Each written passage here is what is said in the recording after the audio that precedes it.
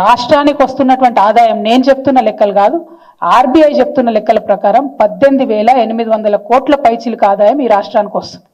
అందులో అయ్యే ఖర్చు ఎంత అంటే జీతాలకు, అప్పులకు, ట్యాక్సులకు, వాటికి ఖచ్చితంగా ఇవ్వాల్సినటువంటి ఖర్చు 6,000 కోట్లు.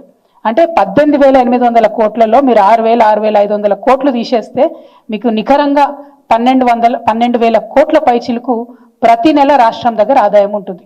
ఈ రేవంత్ రెడ్డి గారు వచ్చినప్పటి నుంచి ఇప్పటి వరకు కూడా గత సంవత్సరం ఆర్బీఐ ఇచ్చిన రిపోర్ట్లో కూడా ప్రతి నెల దాదాపుగా 3,000 యావరేజ్ తీసుకుంటే 3,000 కోట్ల పైచీలకు ఆయన క్యాపిటల్ ఎక్స్పెండిచర్ చేస్తున్నారు.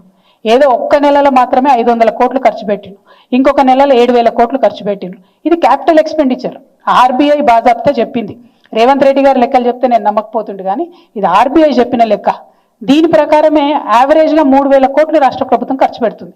అంటే మరి ముఖ్యమంత్రి గారికి ఈ లెక్క తెలియదా?